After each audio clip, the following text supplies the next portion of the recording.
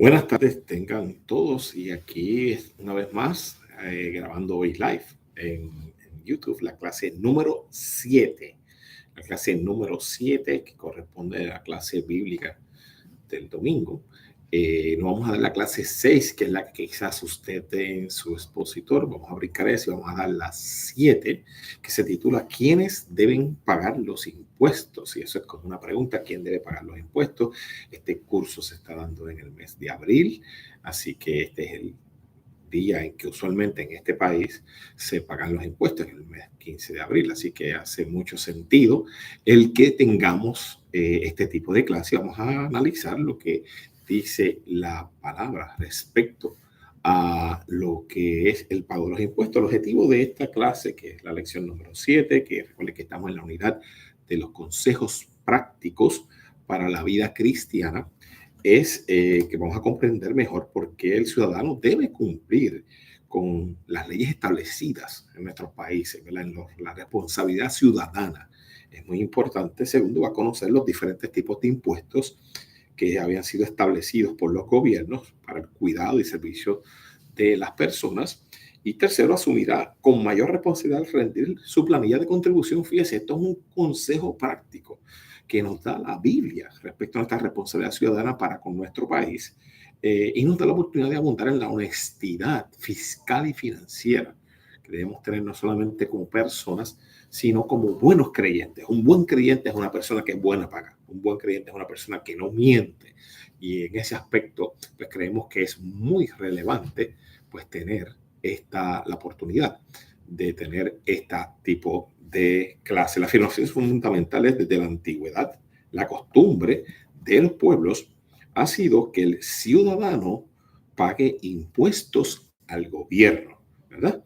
El versículo para meditar es el que dice en Mateos 22:19, Jesús dijo: mostradme la moneda del tributo, y ellos le presentaron un denario. Y vamos a ver, ¿verdad? Como todo nuestro comportamiento en el curso de educación cristiana, vamos a aprender lo que dice la palabra sobre la responsabilidad de pagar la responsabilidad tributaria, de pagar los impuestos al gobierno. Si vamos a hablar la definición de lo que es un impuesto, y algunas otras cosas más, pero también vamos a aprender lo que la Biblia nos ha dicho respecto al pago de impuestos. La lectura en clase se encuentra en Éxodo 30. También vamos a leer algo de Mateo 17 y Mateo 22 y Mateo 19, así que vamos a estar pasando por varios pasajes y vamos de inmediato a leerlo. En Éxodo 30, versículo 14, dice: todo el que sea contado de 20 años hacia arriba dará la ofrenda a Jehová. Eso decía en Éxodo 30, 14 al 15, dice: ni el rico aumentará, ni el pobre disminuirá del medio ciclo, cuando diera la ofrenda a Jehová para hacer expiación por vuestras personas. Así que vemos ahí en eso 30, 14 y 15 una orden. Pasamos a Mateo 17, 24, donde dice: cuando llegaron a Capernaum, vinieron a Pedro los que cobraban los 2 dracmas y le dijeron: ¿vuestro maestro no pagará las 2 dracmas? Él le dijo: sí. Y al entrar él en casa, Jesús le habló primero, diciendo: ¿qué te parece, Simón? ¿Los reyes de la tierra, de quienes cobran los tributos o los impuestos? Perdón, debo decir, ¿de quiénes cobran los tributos o los impuestos? ¿De los hijos o de los extraños? Pedro le respondió: de los extraños.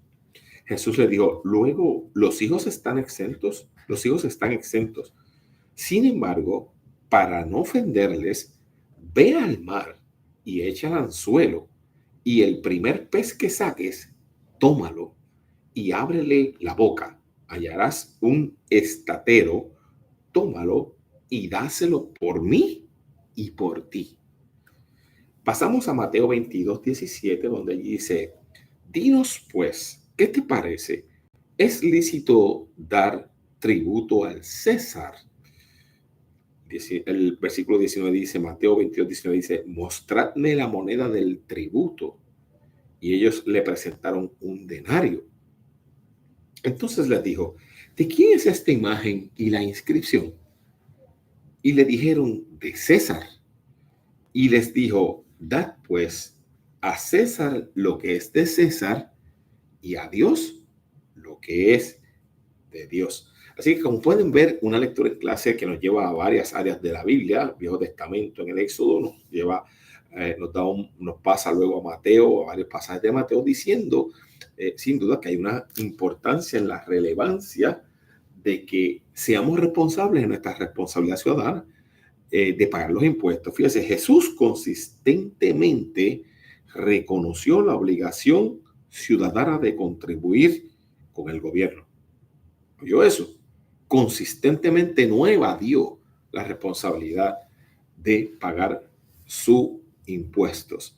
Entonces yo, a manera de introducción, inmediatamente quiero mencionarles que los seres humanos, ¿verdad? Vivimos en grupos, vivimos en sociedades, nos organizamos en pueblos, ¿verdad? Vivimos gregariamente y eso nos obliga a que cuando vivimos juntos, a veces tenemos que buscar el beneficio común, el beneficio de la comunidad, no solamente el beneficio individual. Usted no vive usted solo, usted vive con una familia, hay varias familias, ¿verdad? Y hay cosas que tenemos que facilitar para poder vivir en comunidad, ¿verdad? Los gobiernos, que no es otra cosa, ¿verdad? Que una forma social de organizarnos, ¿verdad? Nos organizamos en un país, este país tiene una organización, nosotros vivimos en Puerto Rico y en Puerto Rico existe un gobierno que tiene su constitución y debidamente organizado en 3 ramas de gobierno, la rama ejecutiva, la rama legislativa y la rama ejecutiva y la judicial, y tenemos un orden, ¿verdad? Y ese orden, pues tenemos que ponernos de acuerdo para que haya áreas comunes de uso común que deben ser ciertamente organizadas. Así que dentro de ese proceso los gobiernos establecen los impuestos, que es una contribución que hace cada persona para que podamos atender esas cosas que son de bien común, ¿verdad? Como son los hospitales, las escuelas, ¿verdad? Las carreteras, podamos tener los servicios, bienes y servicios, alguien que nos recoja la basura, provienen de los impuestos que los gobiernos cobran para el bien común, ¿verdad? Así que los impuestos es algo que es necesario para satisfacer las necesidades existentes de las instituciones que sirven a la gente en diversas comunidades, ¿verdad? Usted tiene la escuela, tiene los hospitales y demás, entre otras cosas. Todo ciudadano debe cumplir con sus responsabilidades ciudadanas, que una de ellas es, ¿verdad?, el pagar su impuesto. El otro es el ejercer el derecho al voto, ¿verdad? Esa es otra forma de nuestra democracia, de nuestro sistema de organización que tenemos en Puerto Rico. Nosotros no vivimos en una monarquía, no vivimos en una dictadura, vivimos en una democracia donde cada persona tiene una participación y eso es lo que es el voto, pero también tenemos una participación en proveer lo que el Estado necesita para poder atender nuestras necesidades y eso es lo que es los impuestos. Así que desde la antigüedad, desde la época bíblica, esta responsabilidad compartida de la comunidad ha estado presente. Así que para saber el gobierno los servicios y lo que se necesita para la ciudadanía, los gobiernos utilizan los censos, y censo no es otra cosa de que fijarse en cuánta gente hay, qué tipo de gente, qué edad tienen, dónde viven, qué tipo de cosas o dónde están para saber los bienes y servicios que la gente necesitará, ¿verdad? Hay que saber cuántas escuelas hacen falta, hay que saber cuántos niños hay y demás cosas como esas. Así que, y también hay que saber cómo, qué imposición de impuestos o qué tipo de tasa de impuestos se va a imponer de acuerdo a la cantidad de gente que haya, porque depende de lo que sea, pues vas a ver cuánta carga contributiva vamos a tener. Yo quisiera, siempre me gusta tener, al principio casi establecer 3 principios que yo me gusta que usted tenga en mente mientras se va dando esta clase. Número 1, cuando usted no rinde su responsabilidad, no paga impuestos o no rinde su planilla de ingresos, no rinde, no tributa. Si usted debe hacerlo, pues hay gente que está exenta de hacerlo, ¿verdad? Usted comete fraude tributario. Y es bueno que usted sepa que cometer fraude tributario, que eso es mentir en su planilla, o no cumplir con la responsabilidad de someter planilla, someter la planilla de impuestos, eso es pecado. usted no debe cometer fraude tributario. Si hace eso, está en pecado. Lo segundo que quiero decir, el creyente debe ser responsable en sus deberes fiscales, en todo. No solo en la comunidad, sino en la iglesia. Nosotros somos responsables de ser gente buena paga. Los creyentes reflejamos, ¿verdad?, la bondad de Dios y la gracia de Dios al ser personas responsables. Y eso incluye cumplir con el Estado y cumplir con la iglesia. Quiero tener esos dos principios ahí porque quiero que todos estemos claros que la importancia de esta actitud. Así que con eso voy a empezar con el primer tópico. Los gobiernos censan a los súbditos para subsidiar las operaciones de sus instituciones. O sea, es muy común, era muy común.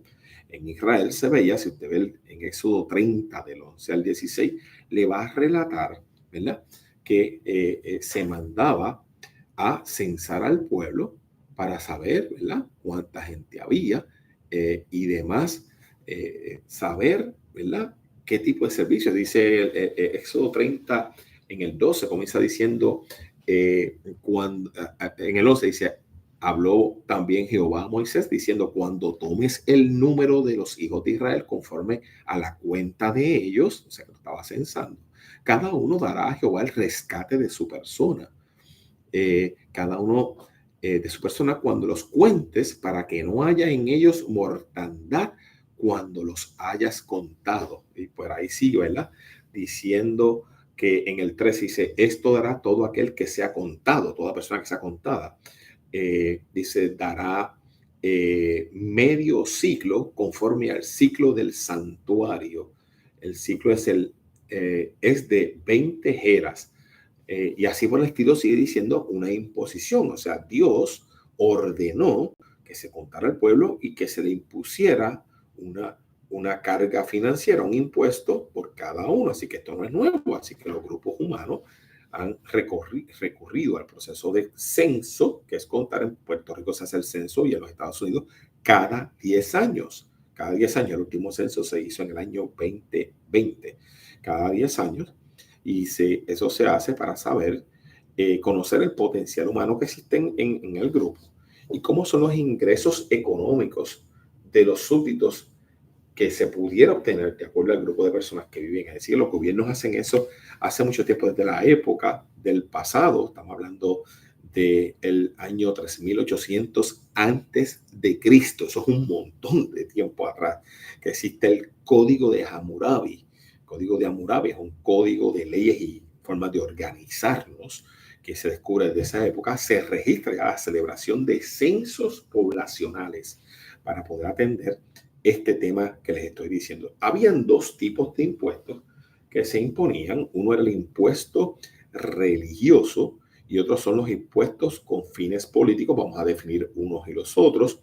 Los impuestos son utilizados para sufragar los gastos de las operaciones de las instituciones que sirven al Estado. Le he dicho, como es el caso, pues, o sea, usted tiene una policía, usted tiene un hospital, usted tiene unos servicios municipales, usted tiene unos servicios estatales, porque tenemos unos impuestos. Así que, básicamente, los ingresos del Estado son obtenidos tomando en consideración cuánto va a ser la tasa de impuestos. O sea, en el ejemplo que leímos en Éxodo, pues se impuso medio ciclo, ¿verdad?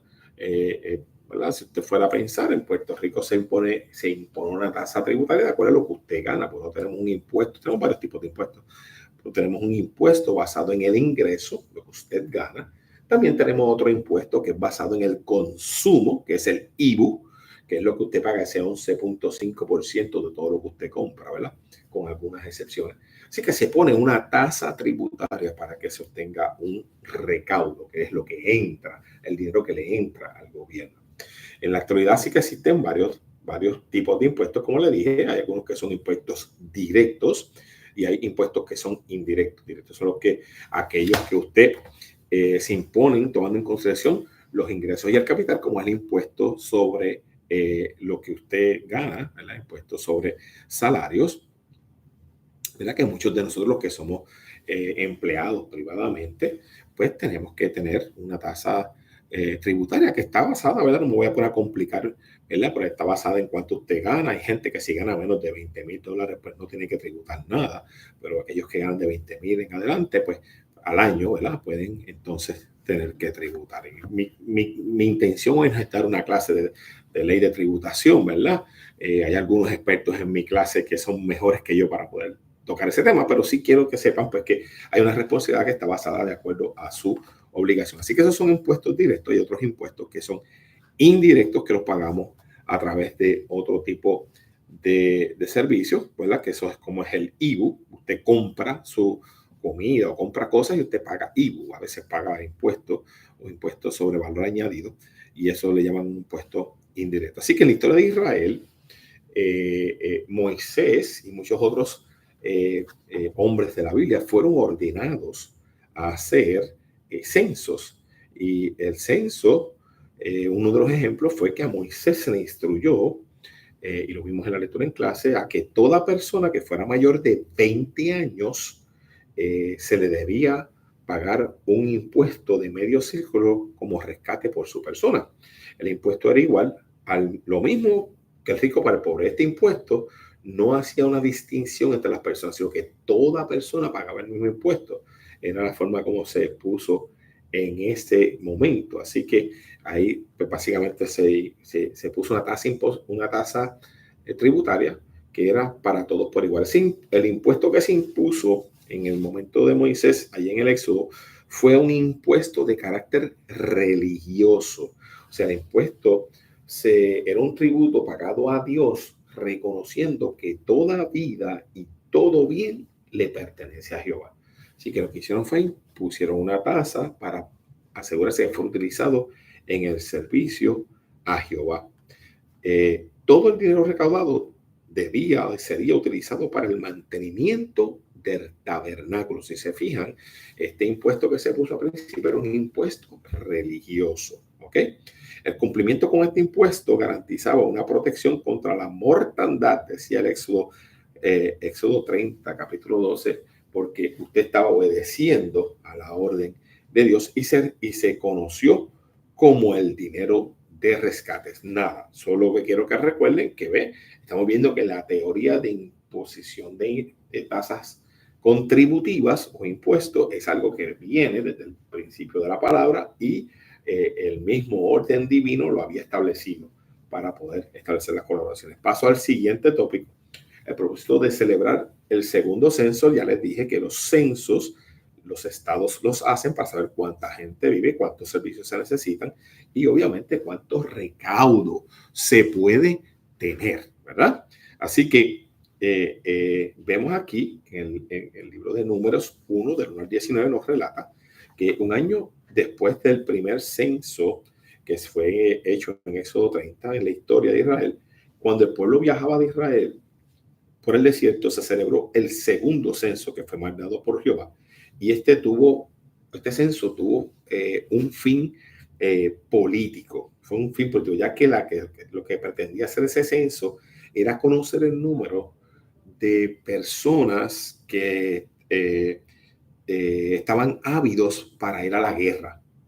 Este censo no se hizo con propósitos tributarios, sino más bien con propósitos bélicos, o sea, propósitos de saber cuántos estaban listos para ir a la guerra, cuántos eran combatientes y poder contar. En ese momento el censo arrojó la suma de 603,550 varones, o sea que habían cerca de 600,000, más de 600,000 personas que eran mayores de 20 años, así que eso no contaba mujeres, niños y otro tipo de población. Al conocer el número de combatientes, entonces se puede entonces saber con cuánta capacidad militar se tiene para conquistar la tierra prometida y todas las demás. Y ciertamente entonces aquí Jehová utiliza ese censo, segundo censo que se mandó a hacer, para que se entendiera que la victoria no venía por la cantidad de combatientes ni por las destrezas que tuvieran. La importancia es que la gente entendiera todo, que se puede hacer una organización del pueblo más efectiva y que las tribus y se pudieran organizar el pueblo en tribus de tal forma que pudieran entrar a la tierra prometida y tener una mejor organización para hacerse. Así que fue una intención plenamente política, que no es otra cosa de la organización social. ¿Ok? Así que el censo tuvo ese propósito en ese momento. Así que saben ustedes que cuando se fue a entrar a la tierra prometida, Moisés envió unos espías, primeramente 12 espías, los cuales reconocieron la tierra que iba a ser prometida. De esos 12 ustedes bien conocen que algunos 10 de ellos dijeron, ay, eso está malo allí, allí hay gigantes, y vieron una visión negativa de la tierra, pero 2 de ellos trajeron una visión muy prometedora, una visión muy positiva de lo que allí vieron. Y como todo sucede siempre, hay gente que le cree a los que traen los 10 que tienen la mala noticia, y algunos de esos se rebelaron contra Moisés, y otros pues no les creyeron, y otros pocos le creyeron a los que trajeron la buena noticia. Saben que los que por ellos estar rebeldes fue que estuvieron 40 años caminando por el desierto porque no decidieron, no le creyeron a la promesa de Jehová. Así que cuando los israelitas entraron a la tierra de Canaán, las tierras se repartieron tomando en consideración el número que integraban las tribus, o sea, el número que se había censado. Durante el periodo de los jueces, saben que luego vino este periodo donde entran los jueces después que Josué, que fue el que entró a la tierra prometida, murió. Viene el periodo de los jueces y hubo un periodo donde no existía ejército ni corte. Por tanto, del dinero del tributo era dedicado al mantenimiento del tabernáculo y del sacerdocio. No había nada para administrar, particularmente el Estado. Pero luego pasaron los jueces y este pueblo, se recuerdan en 1 Samuel, pidieron un rey, que fue cuando llegó Saúl, y al llegar la monarquía se comenzó a recaudar impuestos para mantener la monarquía, ¿verdad? Así que se requería tener un rey, se requería tener un ejército, se requería tener la defensa, las armas, funcionarios públicos, y todo eso requería dinero para poder financiar esas instituciones. Así que desde ese tiempo viene la imposición de impuestos, y ahí lo que vamos a hacer en esta primera parte de la clase es darle esa historia, y como la historia del censo y la imposición tributaria es algo que ha sido parte de la historia por mucho tiempo. Así que pasa al segundo tópico, el cobro de los impuestos bajo el sistema monárquico en Israel.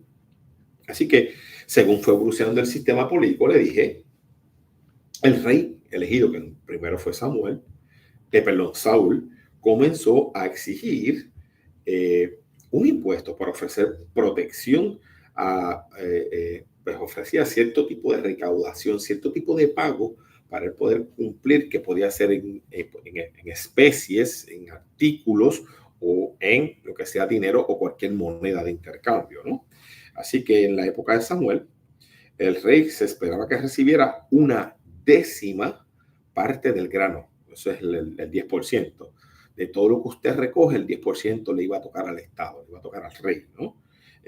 Ya sea de granos, de uva, de ganado, de lo que fuera, le tocaba una tasa impositiva de un 10%. Entonces, si usted cree que eso es mucho o es poco, piense que nosotros tenemos una tasa de impositiva en todos los bienes y servicios de un 11.5. Usted tiene un poquito más de lo que tenían allá en la época de Israel. Según el sistema monárquico fue evolucionando, los reyes comenzaron a cobrar diversos otros tributos más.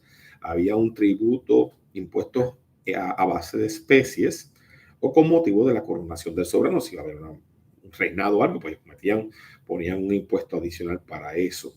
También en tiempos de guerra se hacían otros recaudos especiales, o sea, pedían contribuciones adicionales para poder defenderse.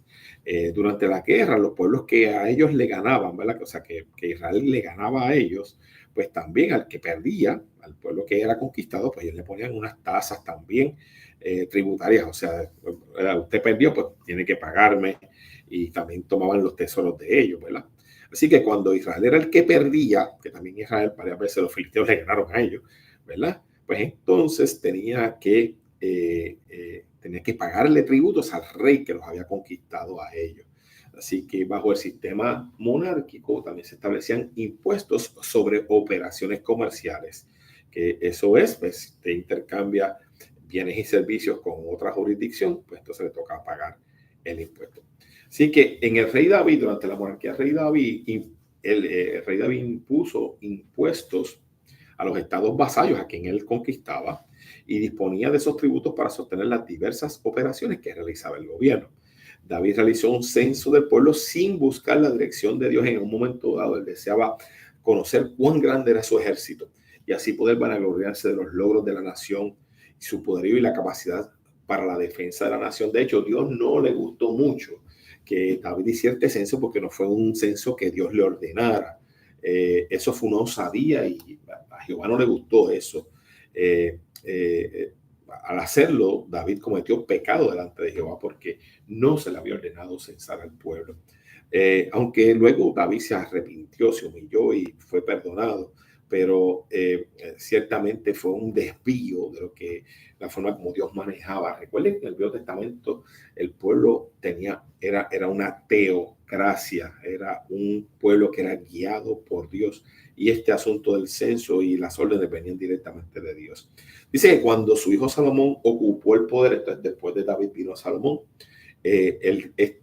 cargó, Salomón le impuso al pueblo muchos impuestos y en realidad pues eso pues, ciertamente pues era un problema, ¿verdad?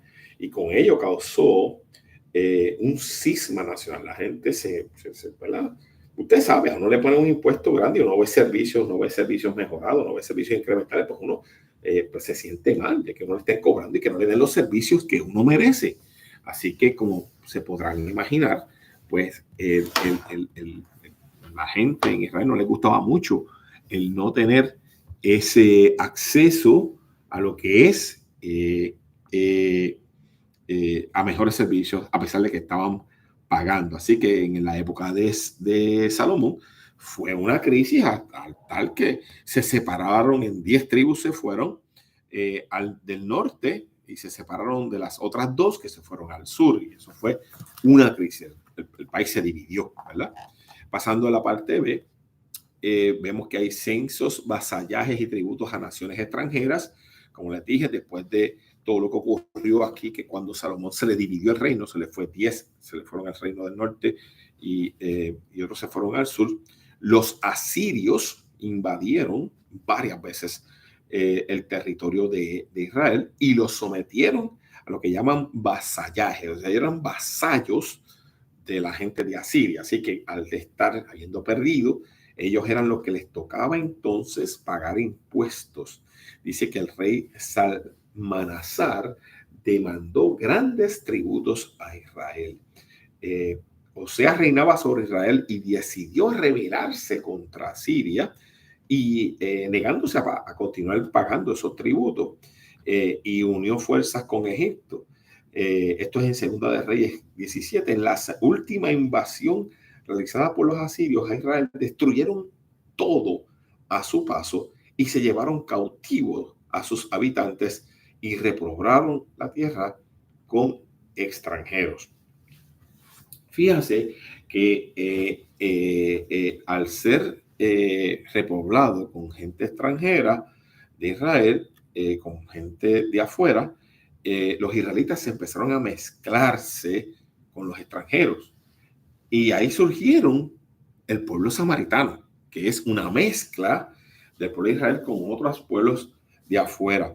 Cuando Babilonia invadió a Palestina, el rey de Judá, que era Joacim, vino a ser siervo de Nabucodonosor. Y durante 3 años estuvo todo bien, pero se rebeló y Babilonia invadió a Jerusalén también, en 3 ocasiones llevándose cautivo a muchos de sus habitantes a Babilonia. Así que la política babilónica, al tomar cautivos que dejaban de pagar sus impuestos, difería de los demás, de la de los asirios, y era que ellos tomaban prisioneros lo mejor de cada lugar, lo más selecto de los habitantes, y los trasladaban a Babilonia. Mira, lo que hacía Nabucodonosor se llevaba a la gente talentosa de ese país. En vez de matarlos, se los llevaba a Babilonia. Y allá en Babilonia, lo que hacía era que los ponía a trabajar para él. Entonces, fíjese qué cosa más curiosa. Entonces, de esa manera, las personas que eran talentosas se los llevaba a ocupar posiciones dentro de sus gobiernos y propiedades para atender y hacer crecer los negocios de Babilonia. Entonces, bajo el gobierno de Ciro, rey de Persia, rey de Persia, Babilonia fue conquistada. ¿Cómo es esto? Aquí el Ciro, rey de Persia, conquistó a Babilonia y Ciro firmó un edicto permitiendo que todo judío que quisiera regresar a Palestina pudiera hacerlo.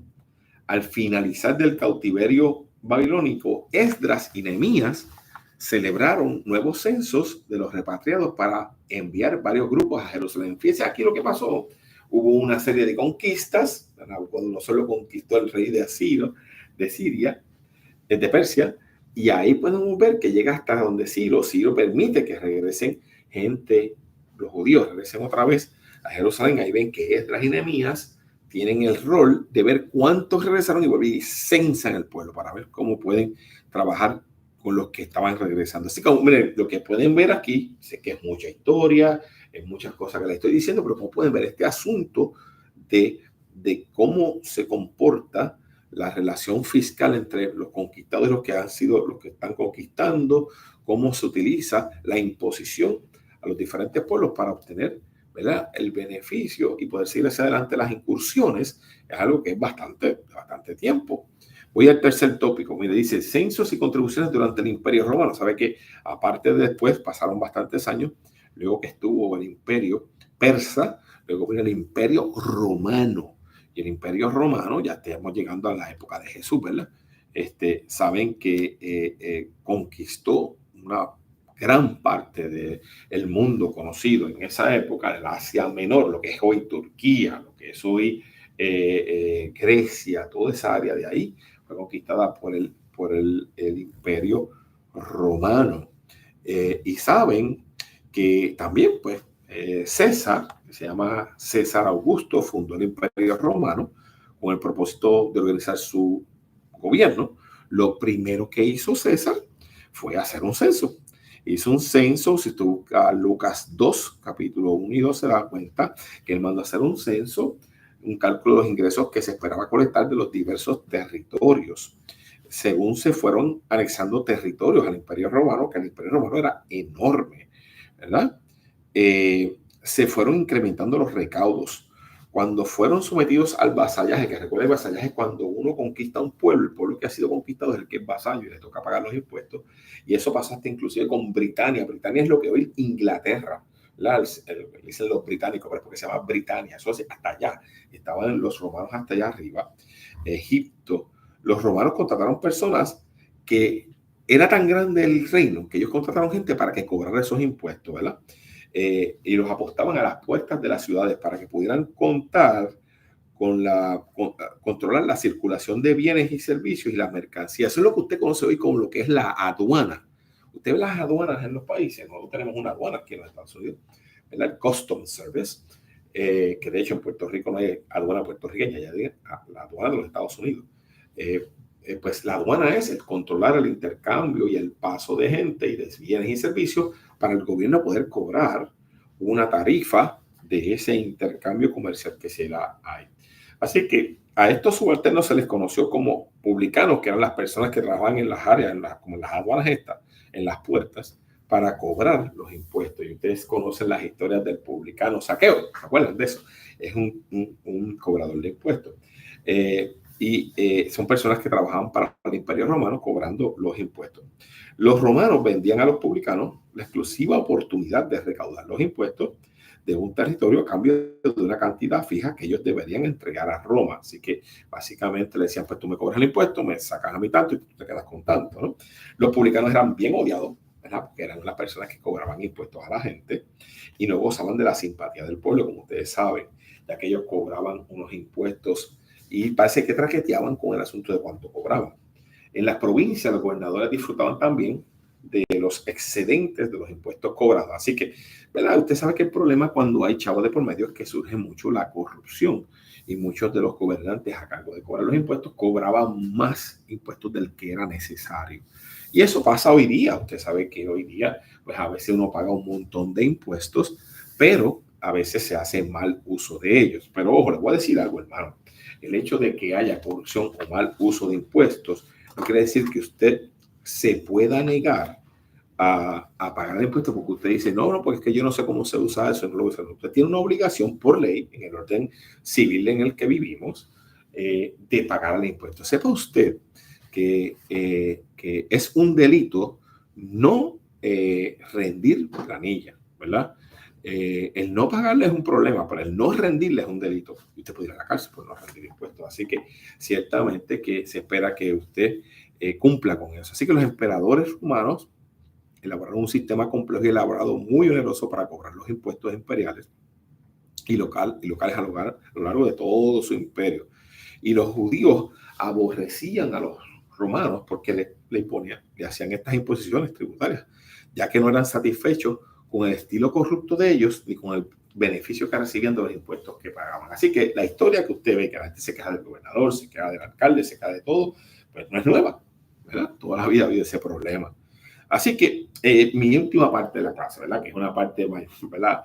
Esta clase debió haber dado un CPA más que yo, ¿verdad? Pero ciertamente es quienes deben pagar las contribuciones, que es el título de nuestra clase de hoy. Miren, consciente de la incomodidad que genera entre los judíos el pago de impuestos a una autoridad que no era la de ellos, que era el Imperio Romano, se acercaron a Pedro.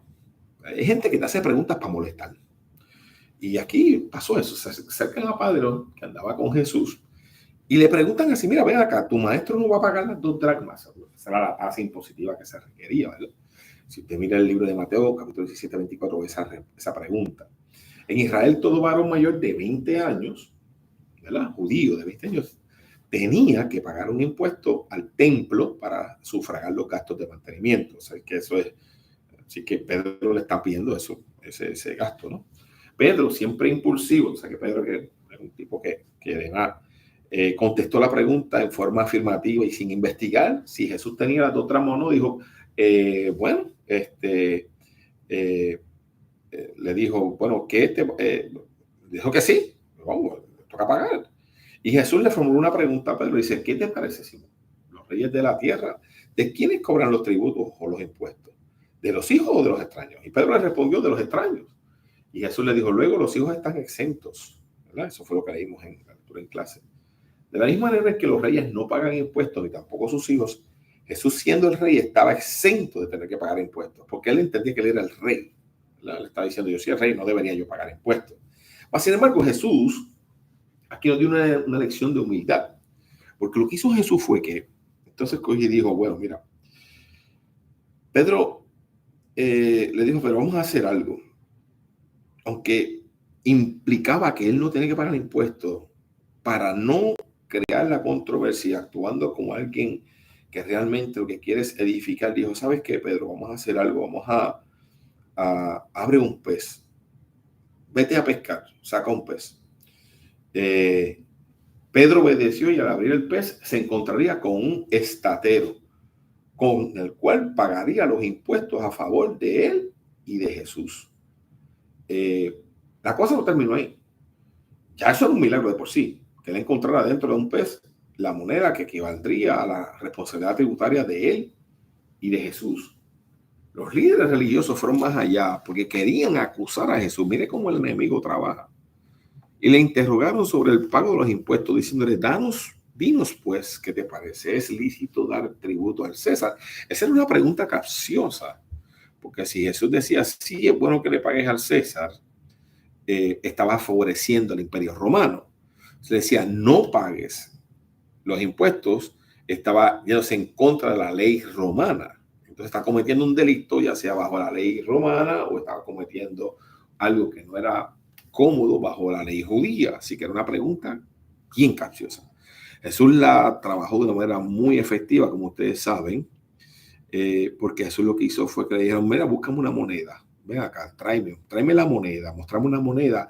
Y ellos le presentaron un denario y él le dijo, ¿qué es la cara que tú ves aquí? La cara que está en la moneda. Y ustedes saben que la cara que está en la moneda es la de César. Así que ahí salió la famosa expresión que todos ustedes han visto, que es dar al César lo que es de César y dar a Dios lo que es de Dios. ¿Verdad? Si usted mira la moneda de nosotros, pues tiene la cara de un presidente de los Estados Unidos y dice, bueno, te toca pagar eso. Así dejando claro que lo que es de Dios, lo que es del Estado es del Estado, y uno debe cumplir con eso. Así que con esas palabras Jesús demostró que todo ciudadano, oigo esto, todo ciudadano debe pagar las contribuciones según lo establecido por el Estado. Así que la Biblia nos enseña que el pueblo de Dios ha pagado contribuciones de carácter religioso, también de carácter político, incluyendo los impuestos por gobiernos extranjeros, y como cristianos poseemos doble ciudadanía, la terrenal y la del cielo. Así que debemos cumplir con nuestro derecho. Un buen cristiano no debe mentir al rendir el informe sobre ingresos. Usted miente cuando no dice lo que es cierto.